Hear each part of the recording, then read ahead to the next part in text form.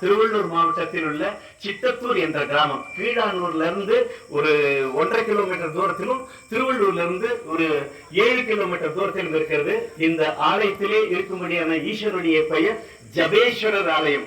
ஏன் இவருக்கு ஜபேஸ்வரர் அப்படின்னு நம்ம பேர் இருக்கு அப்படின்னு சொல்லி கேட்டா, ஜபத்தால நீங்க எதையும் சாதிக்கலாம். பகவானுடைய நாமாவை ஒரு தடவை சொன்னாலே பல இது கிடைக்கும். அதையே உட்கார்ந்து எப்பயும் சொல்லிக்கிட்டே சொல்ல சொல்ல சொல்ல சொல்ல இருக்குன்னா நமக்குள்ள அந்த பகவானே வந்துடுவார். தியாகராஜ சுவாமிகள், அவரு ஒரு நாளைக்கு ராமநாமத்தை பல கோடி தடவை சொல்லுவார்.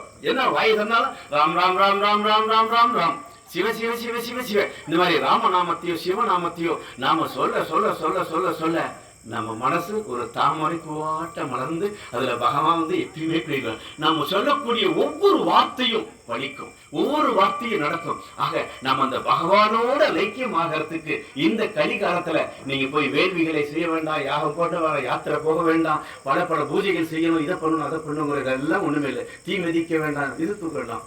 உட்கார்ந்த இடத்துல எங்க இருக்குமோ அங்கெல்லாம் ஓம் நம சிவாய சிவாய நமோ ஓம், ஓம் நம சிவாய சிவாய நமோ ஓம் அப்படின்னா ராம ராம ஹரே ராம ராம ராம ஹரே ஹரே, ஹரே கிருஷ்ண கிருஷ்ண கிருஷ்ண ஹரே ஹரே.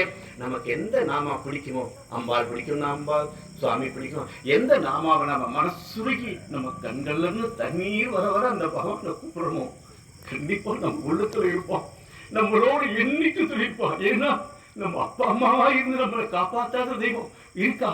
அதுதானே நமக்கு அம்மா அன்னை, அம்மையே அப்பா ஒப்பிலாமணின்னு சொல்லிட்டு மாணிக்க வாசகர் பாடினார். ஆக தாயினும் சால பறிந்து நமக்கு பகவான் காமிக்கக்கூடிய திறனை, இத்தனையெல்லாம் செய்யக்கூடிய இந்த பகவான் நமக்கு இந்த ஒரு வேலையில உங்களை எல்லாத்துக்கும் முன்னாலே இந்த அடியார்களுடைய கூட்டத்துல இருந்து நம்ம எல்லாத்தையும் சேர்த்து வச்சிருக்காரு. இது ஒரு பெரிய புண்ணியமான நிறைவு. இப்ப எல்லாரும் உங்களுக்கு பிரசாதம் எல்லாம் வாங்கிட்டு, அது பிரசாதம் மட்டும் இல்ல, பகவானுடைய பரிபூர்ண அருள் உங்களுக்கு எல்லாத்துக்கும் இருக்கு. ஏன்னா நம்ம இப்ப சிவபுராணம் சொல்லணும் இல்லையா, சொல்லிய பாட்டின் பொருளுணர்ந்து சொல்லுவார் செல்வர். நமக்கு எல்லாத்துக்கும் எல்லா செல்வத்தையும் கொடுத்து பகவான் உங்களை எல்லாத்திலையும் நல்லா வச்சுக்கணும் அப்படின்னு சொல்லிட்டு நம்ம பிரார்த்திப்போம். நன்றி.